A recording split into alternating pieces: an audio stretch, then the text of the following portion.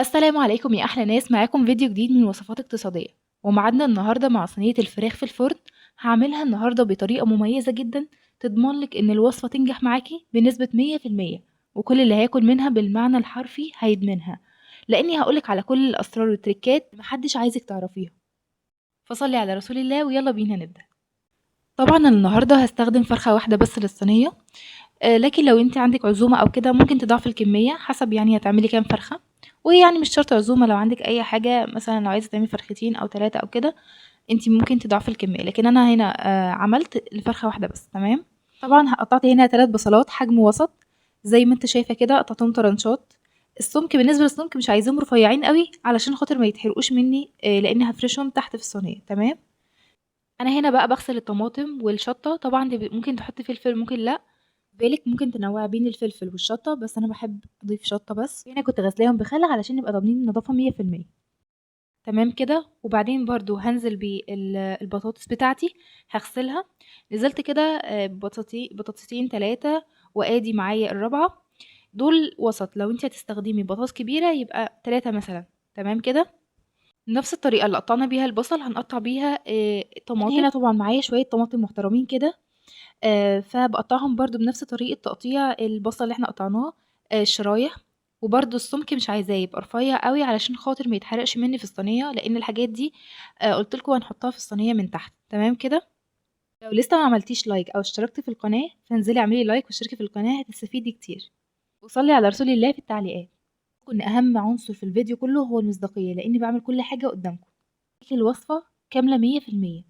كده اللي بيجرّب يعمل وصفاتنا تنجح معاه من أول مرّة. أنتِ كام مرّة اتفرّجتِ على فيديو جيتِ تطبّقي اللي فيه فشلت معاكِ الوصفة؟ ممكن يكون لسببين. السبب الأول إن اللي عاملة الفيديو أصلًا منقّصة خطوات محتاجة تعرفيها، توضّح كل التريكات اللي تخلّي الوصفة معاكِ ناجحة 100%. أنا هنا بالنسبة لي أهم شيء هو المصداقية. كنت قطعت الشطة، طبعًا باحب الأكل spicy، فلو أنتِ بتحبيه ما يكونش حراق معاكِ، ما تضيفيش كلّه شطة، يعني أنتِ ممكن تضيفي قرن شطة والّا حاجة وتكمّلي الباقي فلفل، أو ممكن ما تضيفيش شطة خالص لو أنتِ يعني ما بتحبيش الحراق تمامًا، تمام. طبعًا أنا هنا باقطّع البطاطس، شايفين بقى قطعتها إزاي؟ عملتها كده طرنشات وبعدين قسمتها من النُص، الكمية هي 4 بطاطسات بس، حلو كده. بالكم من السمك هيفرق معاكِ جدًا، جدًا. قُلت لِك الحاجات دي بتبقى تحت في الصينية، هي اللي بتبقى يعني تحت في الصينية يعني على النار على طول، ممكن تتحرق لا قدّر الله لو أنتِ مقطّعاها رفيّع. هنا بقى كنت نزلت بالفلفل على على البصلة على الطماطم على كُلّه، زي ما أنتم شايفين شكلهم بقى عامل إزاي، ألوانهم بس لوحدها تفتح النِفس والله. هنا بقى هاقلّب كل الكلام الجميل ده مع بعضه. أنا باقلّب بإيدي عادي لإني أنا متأكدة من نضافتها 100%. بقى الشكل بقى جميل جدًا إزاي. أنا هاقلّب كده وبعدين هابتدي أضيف البهارات بتاعتي. عايزة أقول لكم بقى إن الفرخة قطعتها 4 زي ما أنا قُلت لكم، بس هنعمل معاكم صوص كده هنحطه على وش الفرخة تدينا اللون الأحمر الجميل ده. نص معلقة كبيرة كده من بهارات الفراخ، وبعدين هاضيف معلقة كبيرة من الفلفل الأسود، وبعد الفلفل الأسود هانزل بالكمون، بس أنا مش هاكتر كمون، يعني شايفين الكمية عاملة إزاي. طيب أنا هنا دلوقتي بقى هاقول لكم على تريكة حلوة أوي. أيوه زي ما أنتم شايفين كده التوم بيدي ريحة حلوة جدًا للصينية. أنا استخدمت 3 فصوص توم وهاضيفهم كده وأقلبهم في وسط الحاجات الحلوة بقى اللي إحنا قلبناها دي كلها. حلو. أنا ما ضفتش التوم بتاعي مهروس، أنا قطعته كده شرايح زي ما أنتم شايفين، حلو. وبعدين برضه إحنا بقى كده ناقصنا آخر حاجة وهي الملح. طبعًا الملح أنا مش عايزة أكتر أوي ملح، شايفين؟ الكمية دي يعني قولي معلقة كبيرة ملح كده، ما تكتريش عن كده، تمام؟ أهو. خلّي بالِك بقى إن إحنا بنرش الملح بالتساوي وبنقلّب كويس أوي علشان البهارات تبقى بالتساوي على الصينية، ما يبقاش حتّة ليها طعم وحتّة تانية ما يبقاش ليها إيه، نفس الطعم. فأنا عايزة كل الحاجات دي تاخد من البهارات اللي أنا حطيتها، فباقلّب كويس جدًا قبل ما أضيف الفراخ، لإن أنا دلوقتي هاضيف الفراخ، حلو كده؟ خليكِ معايا كده مركّزة ما تسرحيش مني. أنا بقى هنا هاشوف الفراخ بتاعتي، بس أنا عايزة أقول لِك حاجة، أنتِ زي ما قُلت لِك قبل كده تحطّيها التقطيعة دي بتاعتِك أنتِ. ممكن تحطّي أجنحة على فكرة، ممكن تحطّي آمم دبابيس، ممكن تحطّي صدور بس، زي ما أنتِ عايزة. خلّي بالكم بقى يا جماعة لإن الترِكّة الأكبر في الفيديو جاية بعد كام ثانية بس، ركّزوا كويس أوي في الكلام اللي هيتقال بعد شوية. تمام، أنا كده رصيتهم أي رصة بقى عادي زي ما أنت عايزة.